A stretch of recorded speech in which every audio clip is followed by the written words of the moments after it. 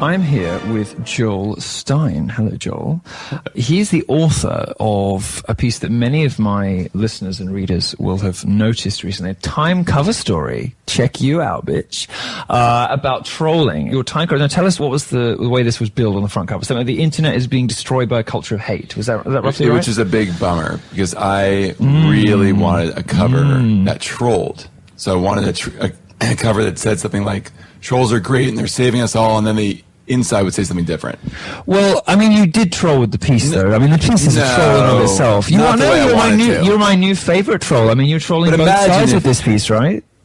Oh, I don't know. This is pretty straight. Well, look, the people who are getting trolled on the internet, these sort of professional grievance mongers, are desperate for attention. They love it when they get nasty comments because they use it as a sort of currency. And likewise, the trolls are just like, desperate for somebody to report in an outraged fashion and take their joke seriously. So you're kind of playing both sides with this, aren't you? Saying, that this terrible trolling culture is destroying the internet, this culture of hate. Everybody wins. I mean, you're either trolling everybody or flattering everybody. I can't work out which one it is. Which one was it? I was not trolling. I was flattering. You must. No, I wanted to troll, but Time Magazine wasn't up for it. Okay, but you're feeding the trolls, though, aren't you? Because you know that this is what they want. Sure. Yeah, no, I knew that. And why are you doing that? Well, that wasn't my objective. I didn't. That was a. Well, why write it? I mean, it's a Time cover story, and you're basically saying all of the most fun people on the internet, all of the mischievous dissidents, subversive people, everyone on the internet with a sense of humor. Right. You're basically saying they're ruining the internet. I mean, that's what this piece says. No, right? I really don't think so. I mean, I like people who are mischievous, and I identify with that. And I think a lot of trolls are really fun. I mean, I talked to that Trump supporter who has the fake account as a Georgian politician. Yeah. You know the guy? Yeah. That guy, I mean, I don't think, I'm not a Trump supporter. But you don't come out, he's wonderful. I mean, you don't come out very sympathetically for them in the end, do you?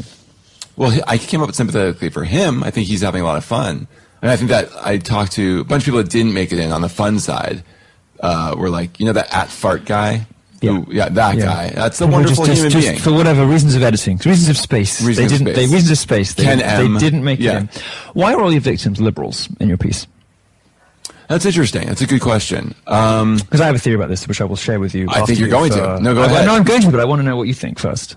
Because all the victims you name in your piece, as I would say, I characterize them as progressive, social justice warriors, feminists, whatever.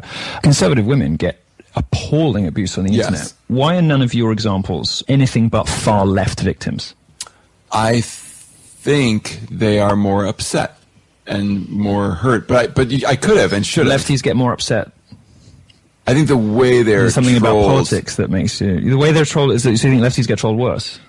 I think lefties get trolled more effectively. It's more easy to troll. So it's more easy to troll them because they're dumb, right? No, because they're stupid. But it's not. But it isn't remotely true that they get trolled more effectively or more viciously. I mean, look at the sorts of things that are said to Sarah Palin, Michelle Bachmann, Ann Coulter, or the stuff that people still say about Margaret Thatcher. Any woman who steps off the progressive ideological reservation, conservative women get the worst abuse in the world. Why not write about that? Well, I should have, and I would like to. Or would have liked to. But I think there's a different kind of trolling that's perhaps lazier. It's more like harassment, and it's done almost based on someone's name or picture. So it's very easy to troll me because my last name's Jewish, right? Right. And so I think it's a different... I mean, it's easy to troll anyone, but you made some partisan decisions in the victims that you chose for this piece. Everybody gets trolled on the internet. Everyone in public life gets death threats. Everyone in public life gets bomb threats. Everyone in public life gets rape threats. But you chose a particular side of the political divide to characterize as victims. You decided you were going to choose women and feminists, all the rest of it. And that was a decision, right? There are people out there who are perfectly happy to tell you about how awful the internet has made their lives. For instance, Michelle Malkin, very prominent conservative blogger in the United States, who you will know of well. She wrote a book about it, but you didn't interview her. You only interviewed the feminists. Talk me through the reasoning. They have been louder and being more upset about this. I wish I'd talked to Michelle Malkin about this. I should have. Because, I mean, the feminists don't write books about it because they're lazy and they don't produce anything. They don't do anything about anything. They just whine on the... No, I mean, the feminists you're talking about haven't produced any work of note. I mean, all they do is whine professionally to journalists and get press about it and get donations for their fundraising drives. A lot of people I talk to. Well, who's written a book that you talk to? Lindy West wrote a book. Oh, please. No, I'm saying, Jessica Valenti's, people like that, Annie Sarkeesian, stuff like that. These people don't produce very much. They tend to be primarily famous for whining about the abuse and harassment they get on the internet, and particularly when their careers start stalling. I do acknowledge that. Well, I didn't talk to Anita Sarkeesian, but she got kind of famous for making that meme, that video about, that video about video game memes, right? No, she got famous because she wanted to raise $6,000 for a video series full of, misrepresentations and disingenuous cuts and, silly far left pop culture, crazy feminist analysis of video games, very selective editing, all that kind of stuff, right? Of course, any. But that's a work. You would call that. She got famous for doing that. You could do, but she didn't get famous for that. What she got famous for, listeners will excuse the noise. I live next to an airport. We're in London. We're in my apartment in London. Yes, that was surprising to me. Hot that we can't close the door. So the way that Anita Sarkeesian got famous is she went on a round of interviews claiming that she was getting abused and harassed, and she was getting all these death and rape threats, and she wasn't at the time, but then she started getting them because she was publicizing it. She was getting them, and she got all this round of nice press, from credulous journalists. See, my analysis of this is that the reason people always go with these liberal victims is that feminism is capitalizing on a man's natural chivalrous instinct. These women are coming and saying, "Oh, help! Come save me! I'm getting all these abuse. I didn't notice a lot of chivalrous instincts. No, from the journalists. From the journalists. You okay. see, so from all of the journalists like you, whose natural instinct is to protect women, is to love women, is to cherish and nurture women. These are all good, decent instincts of yours, right? But you're being exploited. I think you're being exploited. Okay. I think you're being abused by opportunistic gender activists, because I think what's happening is they're coming to you with sob stories that you and other journalists in those of us who don't like the media very much call the mainstream media. I thought it was the lamestream. I don't use that. I've never used that. I think I might be a bit young. Was that just Sarah Palin? I think it's a Palin thing. I think I'm too young for that. She didn't catch on. It was just Palin. Everything she does catches on. She's wonderful. I thought lamestream media was wonderful. No, the lamestream media. It's fair. Anyway. We would say that you guys are credulous. We would say that you guys don't check your facts. We would say that you guys don't look into these people. So Lindy West is a professional provocateur, but she's reported on like she's a victim. She's not a victim. She goes out and she deliberately annoys people and then reports on and complains about the reaction that she attempted to get, Well, I would frame that differently, or I did frame that differently in the story. I would say that she is expressing her opinion and is being harassed because of it. But this isn't a neutral opinion. This isn't just any opinion. No. And I will move on to Jessica Valenti. Jessica Valenti, for instance, publishes appalling things about men. She's the one who's I bathe in male tears, t-shirts, and this kind of. These are her profile pictures. She says things that if the genders were reversed would be considered completely unacceptable in public life. Well, you can't just reverse things. Well, no, because of power dynamics. It changes when you reverse things. That's your opinion. But it is without question that she says horrible, sociopathic, demeaning things about men, and it is also without question that some people are upset and hurt by that. Right. We don't hear from those men. I didn't talk to her for the piece. No, but this is in here too. I'm talking about the sorts of women that appear in these pieces, and their credibility, right? So let's, I'm trying to get to the bottom of why the victims always pop on their levels. Well, here's something you said to me that I thought was interesting that I thought about afterwards, which was you said, we're talking about Leslie Jones. Yeah. Who we don't have to explain to anyone who's listening to this. We don't have to explain. Save so much time. Leslie Jones. Yeah. Poor, dear, sweet Leslie Jones. Well, you said that. Poor Leslie Jones. I was horribly naive in thinking that someone who was able to climb the Hollywood ladder would be sobbing in a corner looking at her iPhone. I don't believe it for a moment. I totally, on a basic level, disagree. But this is what I'm talking about. I think you've been taken for a ride. I think you lack empathy. Of course not. I feel like, look, I've dedicated my career to sticking up for some of the least cool, least trendy people in the world because I think they're being lied to and lied about, right? Yeah, and that is a decision that is born out of empathy because I understand, that whether it's you're making that decision logically. No, of course not. I'm making a decision because I kind of relate to those people. I understand how it feels to be treated like that. Tell me that, regardless of whether they succeed or not, that actors as a class of people aren't sensitive, emotional. You're kidding, right? How many people in Hollywood do you know? I live there. Of course, right? Yeah. We probably know as many people as one another. 75% of them pure sociopaths. Incredibly insecure, though. Yeah, of course, but they're sociopaths. They don't do things by accident. They do. Look. This is conspiracy theory like. It's not conspiracy theory. This is like telling me that come on, if you succeed as an author, David Foster Wallace and Virginia Woolf couldn't be depressed enough to kill themselves. No, I think writers are very different. I think it's perfectly reasonable to say that painters might be different from actors, might be different from writers. That's not unreasonable. But this is like saying that someone who went through Marine training can't get PTSD. No, it's not. No, it's not. Actors are incredibly insecure and sensitive. Like the fact that she'd be upset by this is the least shocking thing. No, I don't. No, I don't agree. And I think anyone would be upset by this. This is the problem I have with modern feminism. This is what's made it so. This is what really depresses me about it. Is it has turned successful, strong women into victims. This is a person, Leslie Jones, who ought not even be reading what is said about her on Twitter, because you're never going to get rid of that stuff, right? You're never going to stop people talking that way. But she likes Twitter. You're never going to. Well, if she likes Twitter, it's her responsibility to take the rough with the smooth, because what she's effectively doing is walking into the middle of a very crowded shopping mall and saying, "I'm here," and whatever happens, right? That is the public square. But that's real people. She has been insulated, because of the kinds of people she talks to and the kind of people she hangs out with for a long time, to real criticism, to what people actually think of her. Now, the fact is that she's an ugly woman, right? She's a very unattractive woman that nobody wants to have sex with. But we don't say that in the public square. We don't say it because we're nice, because we're polite, right? But we're not polite on Twitter. People do say that because it's a fact. If she goes on Twitter, she needs to know that people are going to say that. She's not a physically appealing woman, and people are going to say that. But you're saying that in order to express yourself, you have to be harassed. No, I'm saying that as a public figure, then there's going to be a huge group of people who aren't hardened, who aren't going to express themselves. Well, they're not going to make it. They're not going to make it. Well, then not everyone can make with a certain ideology are going to make it. I don't think that has changed. I think that from the days of Marilyn Monroe, if you are a megastar, you take the rough with the smooth. This is a consequence of being in the public eye. It is a consequence of public life. That people out there, not all of whom are Ivy League educated, erudite, smart, charming dinner company, right? Many people are not like that. And this is partly a class war thing too. This is partly the middle. It's partly the middle and upper middle classes. Yeah. Right. This is partly a middle and upper middle class thing, right? They're only used to hanging out with people like them who are nice and polite and who don't say what they really mean. You think Leslie Jones's friends think she's hot? No, they just don't say it.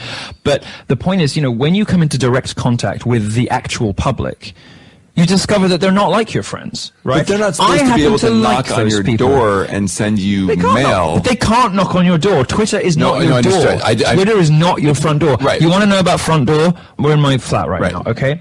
I have had dead animals through my front door with razor blades in their necks. I have had unsheathed syringes in jiffy bags through my front door. I have had mail through my front door telling me to kill myself, telling me that people were going to wait outside my front door, and every time I go out, I should be careful that someone is going to shoot me. Where's that harassment in your piece? Where's that harassment actually to any figure on the left in America? It's happening to a gay conservative, which is why the press doesn't care, because I have the wrong politics and because I'm a man. Nobody reports on it. Nobody's ever reported on it. Can you imagine what would happen if Anita Sarkeesian received a fraction of what I get? But nobody wants to report on that. Nobody's interested, because the only victims anyone's interested in are liberals. Don't you think?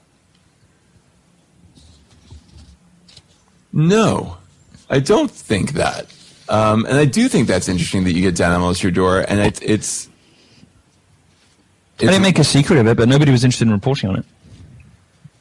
And because I'm not a liberal, I don't bleat and play the victim and endlessly play it up for attention and sympathy. I don't care whether people sympathize with me or not. Frankly, I couldn't give a damn if they care about me or not. But I find the difference in press reaction very interesting between mean words on the internet, which harm nobody, and actual real life stuff. But we know that, this is where I disagree with probably you and Trump. And I do think words have consequences. I do think that when people went after the Cecil the Lion guy on the internet, they then showed up in his actual house and they drove him out of town and he couldn't practice. I don't think these things are completely separate. But none of these women have ever actually been driven out of home. Some of them claimed they have been, but they haven't been. There have been no real-world consequences. What happens is the dynamic of this is mystifying to me, that nobody in the press seems to understand what's happening here. This is a symbiotic relationship, right, between people who play the victim for a living, for fame and profit. Well, that's not Leslie Jones' job. No, it's not her job, but when the movie was tanking, isn't it strange how suddenly, they pick the black one to come out and complain on Twitter, and then she goes to the Olympics, then she comes back and, now suddenly she's got hacked, and then Paul Feig the day afterwards blames it on the alt-right 24 hours before Hillary Clinton's about to give a speech about it. I'm sure it's all just a coincidence. That's not a conspiracy theory. Well, it does, but it does until you see this stuff repeated over and over again. You're looking for patterns. I am not a natural conspiracy theorist. I'm a natural skeptic. I think journalists are supposed to be. This hasn't helped Ghostbusters. Well, no, I don't know, because what happens, in many cases, the purpose of this, I think, is not to necessarily prop up the original project, the original work, but to detract attention from it when it fails. What's the story about Ghostbusters now? The story about Ghostbusters is not its lackluster box office performance. The story about Ghostbusters now is Leslie Jones, harassment, the story about Ghostbusters a year before it came out was that it was a women that they replaced the men in the original with new women. So right, that was the story the whole time. Fine, but the whole thing now has become about the harassment of Leslie Jones. It's not about the movie. It's not a piece. Nobody's really talking about whether the movie was any good anymore. Now they're talking about, oh, this poor black woman People on the were internet. freakishly upset that there were women in Ghostbusters. Why were they freakishly upset? Because there's some movie from the 80s that's like a sci-fi comedy that's kind of only good because Bill Murray's in it. You think it's unreasonable for people to get attached to works of art?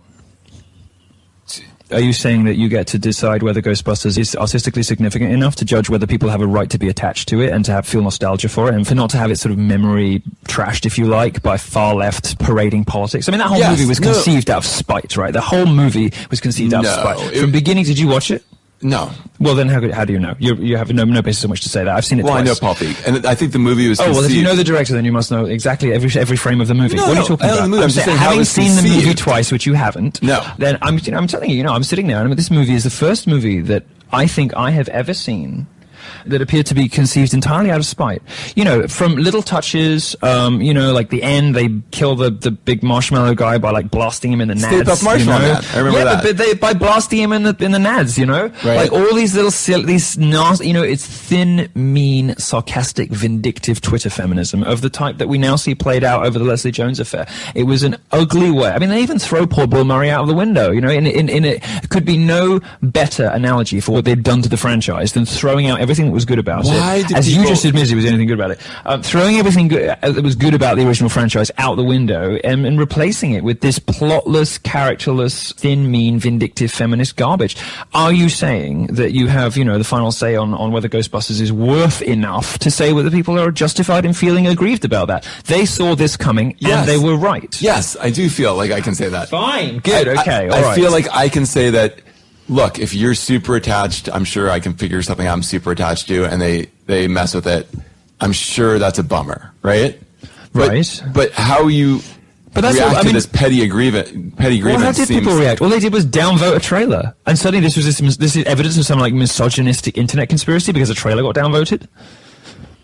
But I don't think that's all people were upset about. There was what were they upset about? What did they say? Again, I don't care that much about Ghostbusters or video games, so I'm at a loss on half of this stuff. You bring up Leslie Jones, but all right. But yeah, the amount that people were upset that Ghostbusters was being remade. No one's taking away your original Ghostbusters. Well, I'm trying to think of what would affect me that I love that much if they changed it. Well, what? I mean, that's sad. If you can't think of a pop culture artifact that you care enough about, I mean, I could think of a dozen. Give me one of those. Mariah Carey's Rainbow, like that album, if somebody were to go back... If a dude, re-sang it? No, I mean, if somebody were to go back and sort of vandalize it in the way that they vandalized Ghostbusters. Right. And it is it's petty vandalism. It's not just vandalism, it's petty vandalism. If you actually... When you get to see the movie... I won't see the movie. Well, okay, fine, then you don't care enough to find out. But, it's my view that, this is petty vandalism. If somebody was to do that to Mariah Carey's Rainbow... Petty. If somebody was...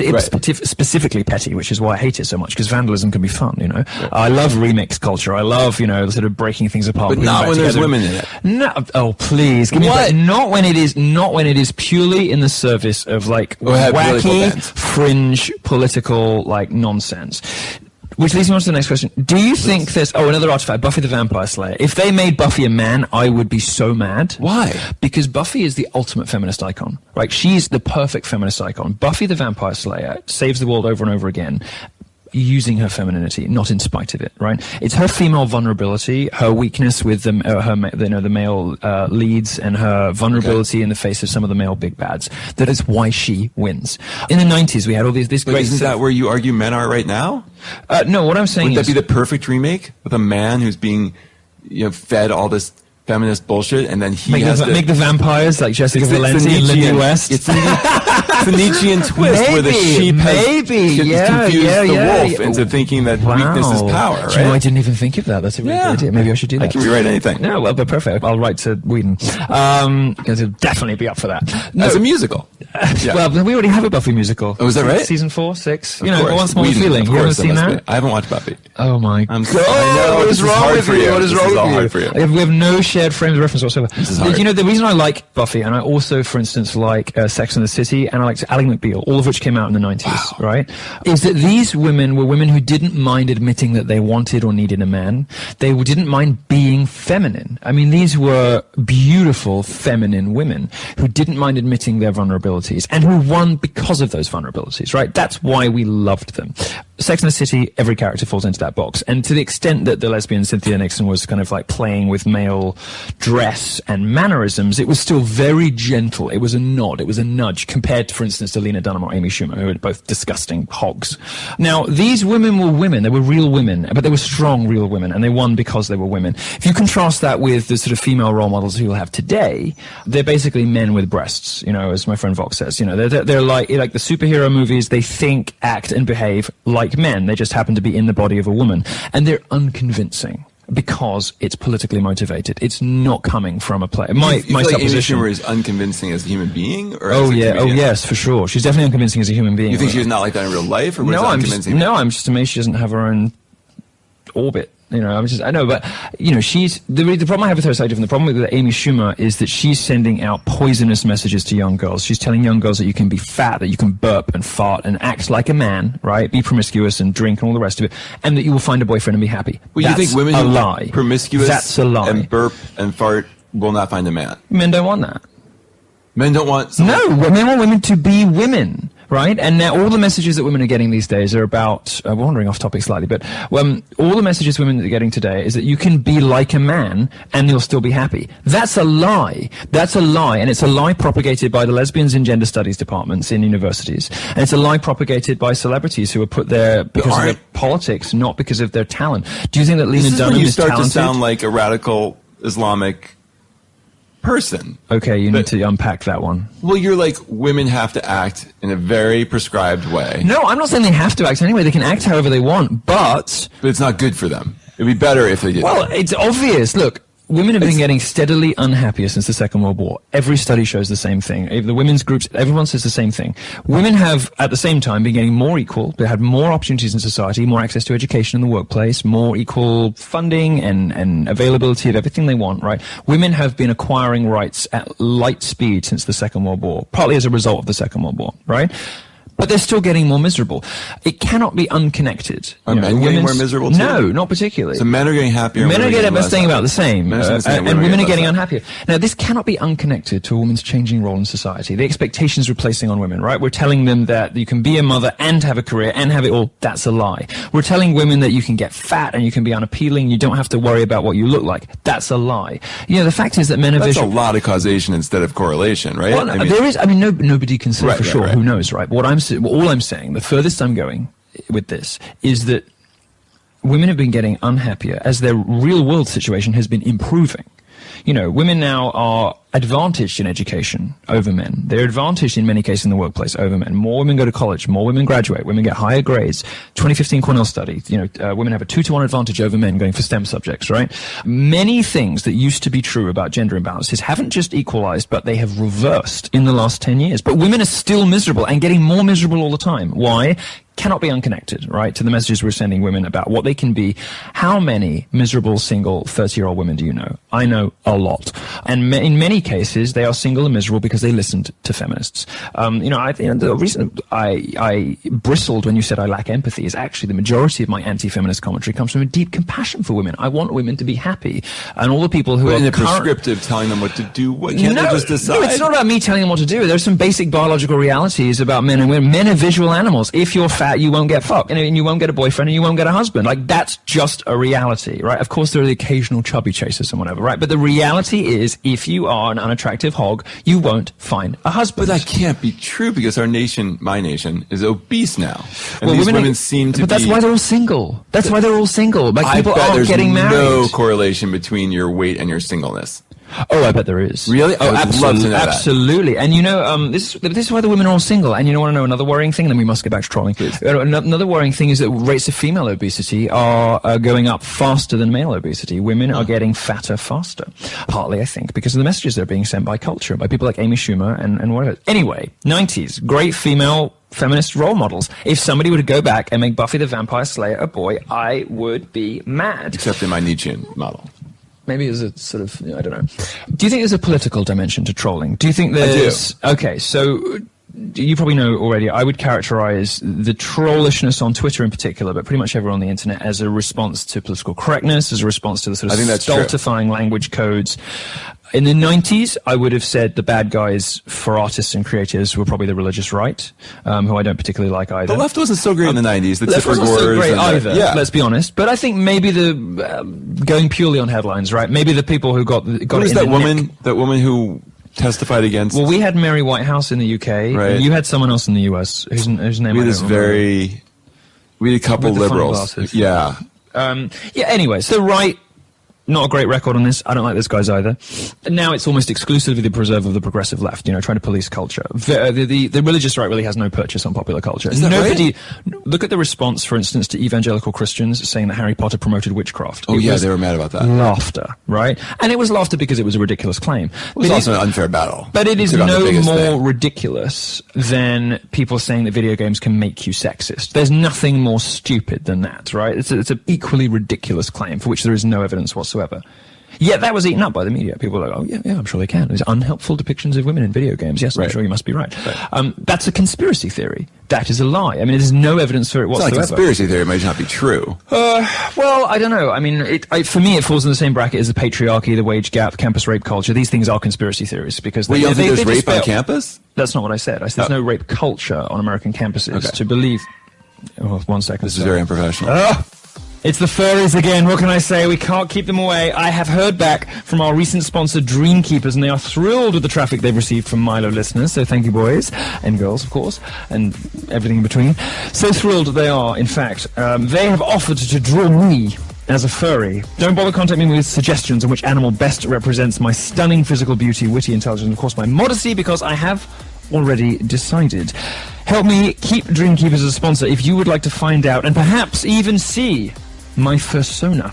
Dreamkeepers is a comic book. Many of you are thinking comics are a lost cause. Well, is news media a lost cause? Look at me in Breitbart. Absolutely not. The fresh, vivid, compelling elements of the comic industry are now in webcomics, like Dreamkeepers. Dreamkeepers is colorful, fun, entertaining, and yes, it's furry. If you are afraid of a furry comic with excellent art and story, you are straying dangerously close to cuck territory in my book. Check out dreamkeeperscomic.com to read it for free and help build a newer, better culture, one bastion of entertainment at a time. I've been having a wonderful month back in England, but there is one thing I miss about Los Angeles, and that is obsessively looking at the price of every vehicle I see on the road using TrueCar. Every time I see one that costs more than my ride, I'm filled with jealous rage, which is sort of like my fuel. There's something about TrueCar a lot of people don't know, and using TrueCar can help you buy a used car. In fact, there are over 500,000 pre-owned vehicles available from TrueCar certified dealers nationwide. Whether you're looking to buy a new or used car, you can get empowering upfront pricing information, discounts off the list price for used cars at a better buying experience through our TrueCar certified dealer network.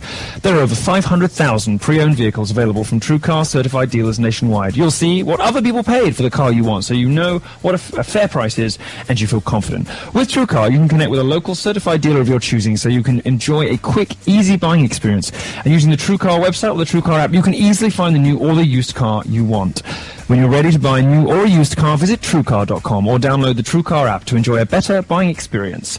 Some features are not available in all states. Hi everyone, this is Adam Baldwin of Firefly, Full Metal Jacket, The Last Ship, Mass Effect, and...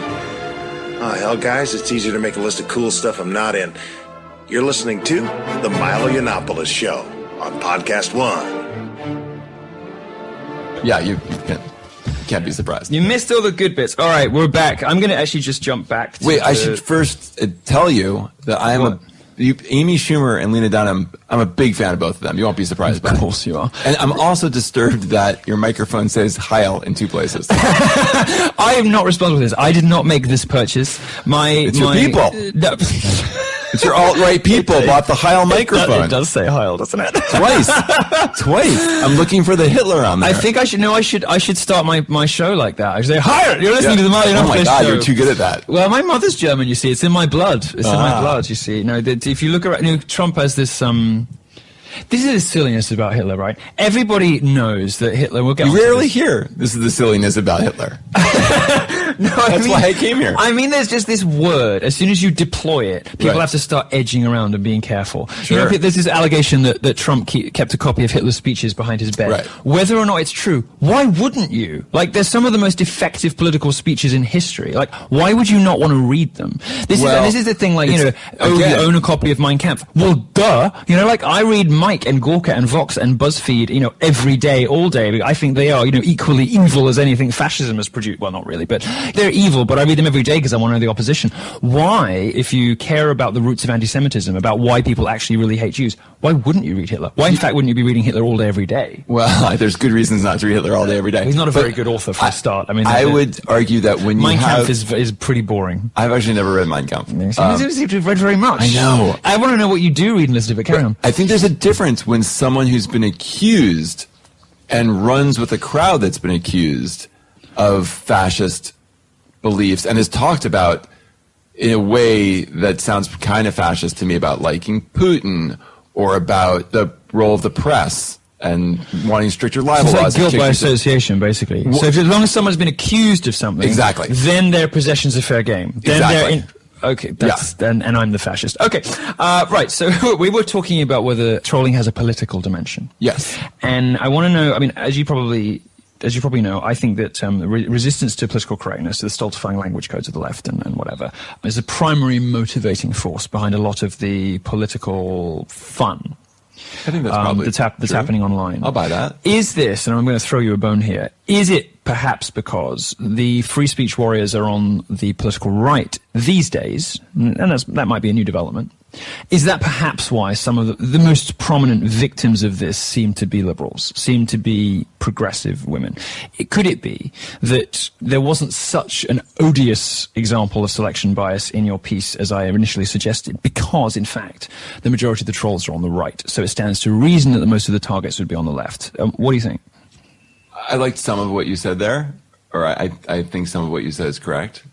I don't know if you're kind of making it seem like there's a bunch of people who are really pissed off about free speech, and that animates. That's true. No, there are, but that it animates their politics more than their politics is animating how. Of course it does, because it's like most of my fans are disaffected liberals. They're people who would never have dreamed of reading Breitbart or voting Republican just a year ago, but they are so frustrated with the lies told to and about them. They're so irritated that they found themselves allying with this crazy gay conservative guy and enjoying the Trump spectacle, whether or not they end up voting for him. Right? And remember Trump's fans, right? He's activating groups of the electorate that haven't voted since the 70s. Right. Absolutely, one is leading the other, and it is the culture leading the politics, because of course politics is a symptom. It is the culture leading the politics. People are frustrated with incursions into culture by these gender activists, race hustlers, and all the rest of it, and that is having political ramifications. But there's a nativism here to all of this, which is how you see, that's the politics. That's why someone's being attacked when they don't fit this. I think there's a last gasp of disaffected white people. Oh, sorry. He was banging the table. Yeah. And I was sure that listeners, like Mussolini. Listeners are going to be upset by it. His fascistic tendencies coming out. I think there's a last gasp of people who feel like their power is being taken away by globalization. Well, this is the conventional. And they're not wrong. This is the conventional analysis, and it is conventional because it is largely accurate. But I mean, when I look out as a European, right, I'm thinking to Americans looking out on the world and seeing, the gradual Islamization of Europe, seeing, the things that Mexico is hurling over its border. I'm thinking a bit of hurling over its border. There's a crime that importing completely unnecessary crime from Mexico, whether it is drug running, female genital mutilation, all the other kinds of things that we There's do female genital mutilation in Mexico? Well, you need to read Adios. In Mexico? You need to read Adios America, clearly. Another book you probably haven't read. No, But you have a very nice, coquettish, coy admission of, not reading things? No, it's very faggy, but I like it. It's always upsetting. It's really upsetting. Yeah. I like it. It's sweet. No, I mean, you should. When they see that kind of stuff pouring over the border, a little touch of, xenophobia seems more to me like sensible self-preservation than it does bigotry. Sensible self-preservation starts to sound like bigotry to me. I mean, is there something? You live in a very multicultural world in London. I mean, is there something so wrong? Let's stop doing what the left does, right? Which is conflating culture and race. Let's just stop doing that, and let's just talk purely in terms of culture, right? Is there something wrong with the West, whether it's Europe or America, which has produced all of the best stuff in history, the best technology, the best music, the best philosophy, the best literature, all of the best stuff? You're just going to X China out. You're going to X all these. Well, China hasn't had the influence on the rest of the world that the rest of the world has had on China. I mean, they wear our clothes for a reason, which is our culture. We eat their pasta. Our culture has Arabia's math. Like, this is craziness. No, it's not craziness. Our culture has penetrated the East in a way. The East is a famously insular, right? China's been insular for thousands of years. That's a short view of history. No. China has been insular by design for thousands of years, right? There's a reason that we don't wear, Chinese clothes and we don't speak Chinese, but the international language of business is English, right? Because our culture has always sought to spread itself, and the Eastern cultures have been much more insular, right? And I'm not saying that spreading yourself can be a violent thing. Sure, but the point is, we have been the most influential, and we have made the best stuff. We made everybody in the world knows Shakespeare. Not everybody in the period of time. Not everybody in the world knows. I wouldn't even be able to tell you that the most famous Chinese Ottoman author Empire. is. There was. There isn't any more, and there isn't very much left of that Ottoman Empire, apart from a few ruined buildings in the south of Spain, right? And in Andalusia, how we do math. Well. What do you mean how we do math? I mean, we use an Arabian number system, right? Okay, fine, good. But that's not culture, right? That's just a system of notation for a concept that existed before. All of your engineer types are going to be very but this is a system of notation for concepts that existed, thousands of years previously. We just use Arabian notation. It's not like they invented mathematics. They just invented a notation system. Some of that, though, didn't they? Now I'm way above my pay grade. Okay, well, we should move on then. But, inventing notation is not the same thing as inventing concepts, right? They just invented the way we write it down. It's like inventing an alphabet. It's not inventing the language. It's just the alphabet. Gunpowder. I mean, I don't know. Pasta, gunpowder. There are other cultures. We got nothing from other cultures. You're suggesting that I said we got nothing from other cultures. Right, I'm not saying you love Shakespeare. I'm saying the West is the best. I'm saying we have the best countries. I'm saying if you didn't know how you were going to be born, for instance, you might be born a woman who was poor, you would want to be born in America, right? Or Canada or here. Yeah, fine. But, all those countries were basically the UK, which didn't invent democracy, property rights, freedom of speech, all the rest of it, but all those countries, the UK spread those values to. Australia, Canada, the US, Hong Kong even. All those places are the best places in the world to live. And if you look at, in the Middle East, even where there is now, significant Islamization, you look at the Middle East, the countries where women can wear what they want, other places the British were, like Kuwait, Like women don't have to walk around in burqas in Kuwait. Why? Because the British were there. And places where that isn't the case, yes, wait, they had Saudi. They had Saudi Arabia, didn't they? Yeah, the British had Saudi Arabia. Well, Saudi is a unique case. It's a big place. Well, yeah, but it's a unique case. It's driven by money on theocracy. But look at the Middle Eastern countries where women are able to do whatever they want, and it's because the Saudi British Arabia were is kind of the worst, right? Well, yes, but I don't know the extent to which they must have read Shakespeare at some point. Anybody sounded? No, I don't think so. They obviously haven't read Shakespeare. They read Shakespeare. They would believe very differently from they do. All right. I want to talk a little bit about... We talked about Leslie Jones, talked about Ghostbusters, we've talked about the politicization of trolling. How do you feel about the new Ghostbusters theme song? Was that worse than the original Ghostbusters theme song? Well, there's this amazing system now for stars to make people continue to listen to their music long after the interest has faded. Okay. So Justin Timberlake did a song for a Disney movie, I think, recently. So now everyone's hearing Justin Timberlake's voice again, and that McDonald's thing long after people had lost interest. Missy Elliott has done the same thing with this Ghostbusters theme. She did Ghostbusters? I thought it was like Walk the Moon or something. No, it was some band that I'd vaguely heard of, with, I think it's Missy Elliott guest vocals. Oh. I mean, these are people that nobody listens to anymore. You can't have ever liked Missy Elliott, right? No, of course I did. You did? Why would I not like Missy Elliott? Well, I mean, the way you described what women should be, she doesn't seem to fit. No, she doesn't fit, that's true. But then... That must be upsetting. It is upsetting. Well, I guess they're exceptions. She must be unhappy, no? I don't. Well, she probably is. I think she's single, isn't she? I don't keep on. I mean, I'm almost certain that Missy Elliott is deeply miserable. Yes. Wow. No, I mean most female stars are miserable, and that's in many cases why we like them. If you look at Ella Fitzgerald, Nina Simone, Billie Holiday, the idea of the female pop icon, right, is an intensely that's sadistic. a gay lens. No, that's an intensely. It's a torch songy kind of way of looking at it. Well, yeah, but I think it's true. I mean, look, what do we listen to in female artists? We listen for their pain. I mean, it's an intensely sort of voyeuristic, sadistic relationship that we have with female pop icons, right? All of the big songs that touch us that we love, you know, whether it's from my childhood, Christina Aguilera, Beautiful, or any of the Mariah ballads, this is about women in pain, right? Women like it because they like to relate to another woman who's suffering, and men like it because, I don't know, I mean, I know why gays like it. But, you know, a large component, I think, of the relationship that we have with female icons is relating to their pain, whereas with men it can be many other different things. I mean, we relate to their strength, their sexiness, their intelligence, all that kind of thing. In many cases, we want... But Misty Minarelli was not about her pain. She's about her anger, right? Yes. And her sexuality. Which is perhaps why she wasn't a thing for very long, you know? Well, she was a thing for a decade, and then she fizzled out. You know, those female stars who become... I mean, who listens to Missy Elliott now? Nobody, which was my point about the Ghostbusters song. Whereas Mariah, Madonna... Madonna's about her pain? Are you kidding, right? No, Madonna is like racked with... I mean, the whole Madonna project is about a girl with no discernible talent, who's angry at the world, who doesn't know what to think about anything, and who wants to leave her mark, wants to speak but doesn't have much to say, no real great talents to speak of in any particular direction, who drives herself into success through sheer force of will. That's entirely driven by misery and pain. I mean, Madonna is somebody on whose face, you know, struggle and unhappiness and loneliness is writ large, written, you know, more indelibly than anything else. And Mariah Carey's career is, you know, is from beginning to end, you know, one great long exposition and sort of self-indulgence and misery. From, you know, the sort of triumphalism of the album after she split with Tommy Mottola through to, you know, the latest stuff is going to like this sort of thin triumphalism that you can see through so quickly. Like it's like that, or We Belong Together, or whatever. But all of her big songs are about pain and loss, you know. And I think that's the case for any of those, you know, those women of the 90s, you know, Celine Dion's two big hits, you know, Think Twice and My Heart Will Go On. They're all about loss. They're all about women in pain. That's what we want from female stars. And it shouldn't be weird to say that. I mean, it's clearly what people like about it. It's clearly what people want. They want to see more vulnerability because it is actually a strength for women, right? It is attractive and it gives them power. This is true outside of the torch song world? Yes, of course. I mean, female vulnerability is what gives women power, right? And feminists know this, which is why it's relevant to trolling and why we're talking about it. Because this is what I say when I think the journalists like you are being taken for a ride. Because there's a very opportunistic strand of modern feminism which seeks to capitalize on a man's natural instinct to protect. You know, men want to see women comforted, which is why they like women in pain. Isn't it possible to believe people on face value, that women feel... You interrogate anything on face value?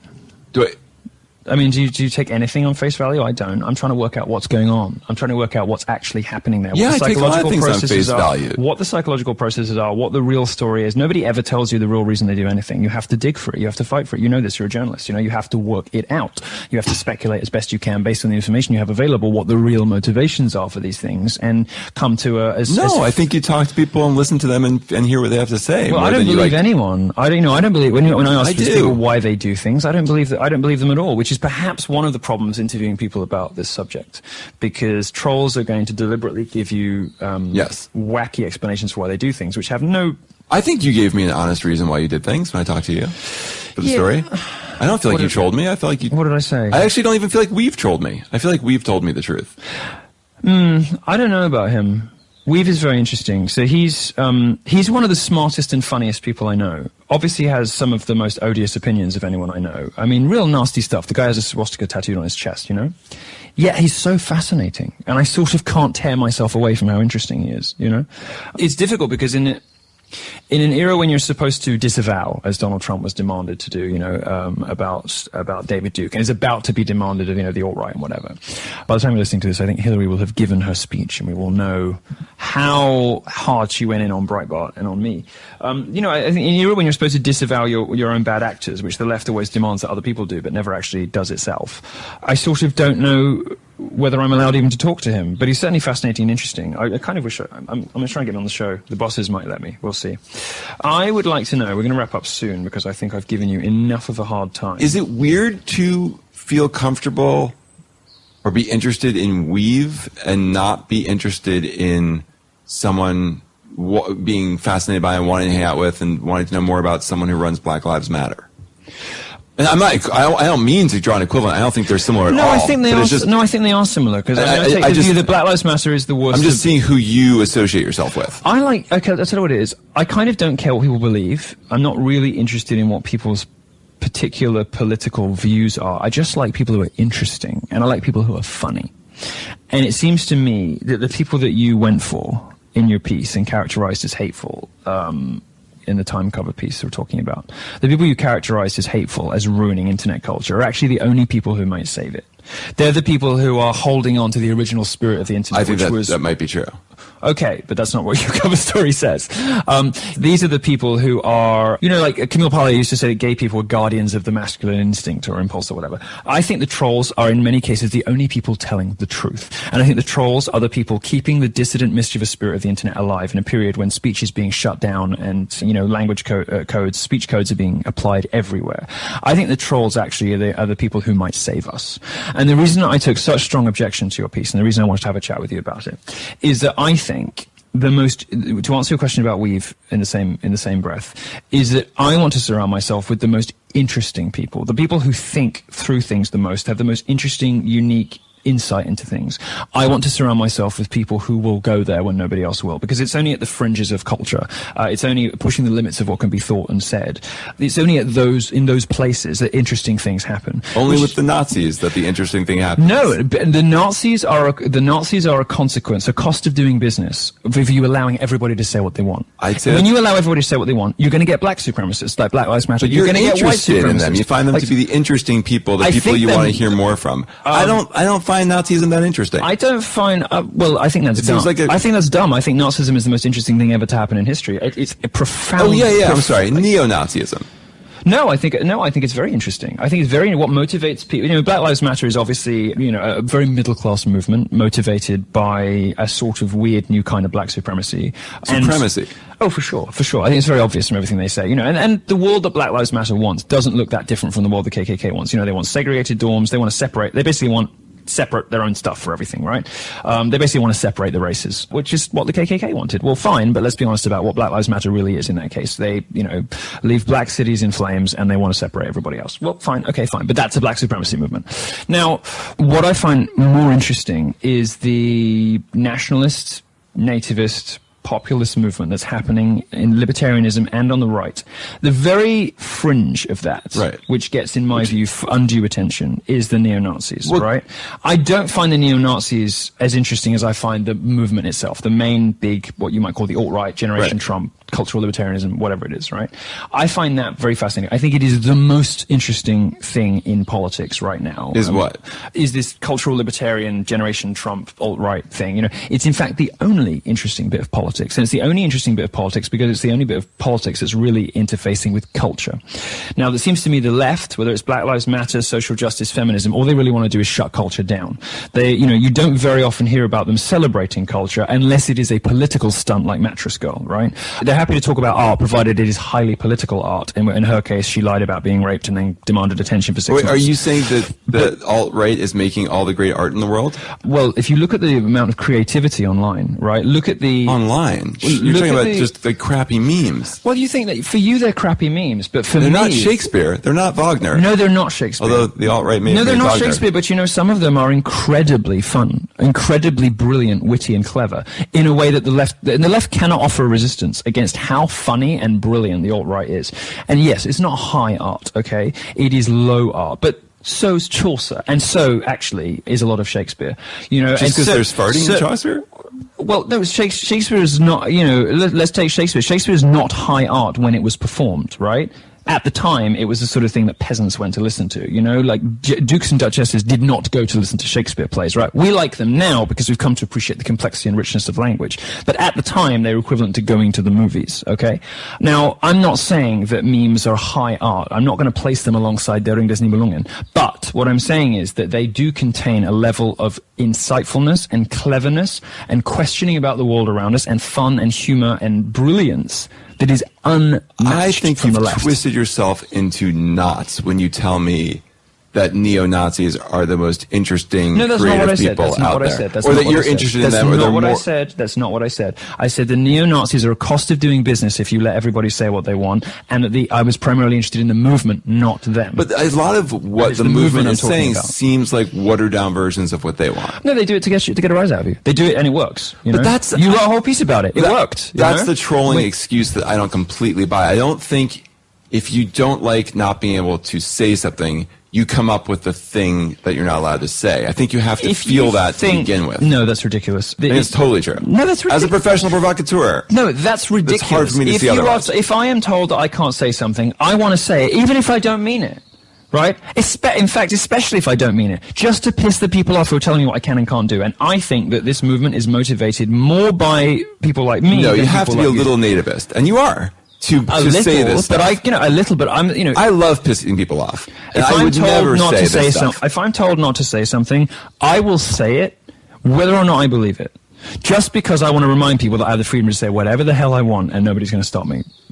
A lot of this is motivated. Look at the direction of language policing, the speech codes of the last 30 years. It's been all about beating up on the straight white male. You know, what a terrible place the West is, you know, colonialism, blah, blah, blah. Well, what's the movement that emerged as a result of that? It's the exact opposite of what the media was telling us was socially acceptable. Obviously, a large component of this is not some weird grassroots emergence of some anti-Semitic white nationalist, like, popular uprising. Where would that have come from?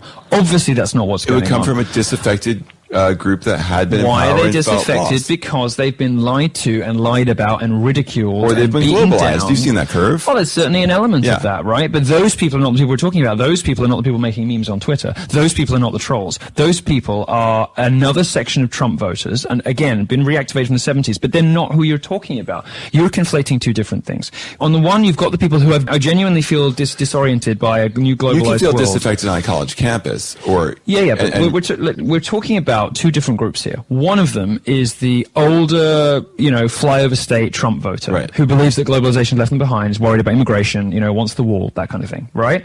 That's not who your piece was about, and you seem to think they're the same group. The trolls... I think it's a reaction against the power of multiculturalism.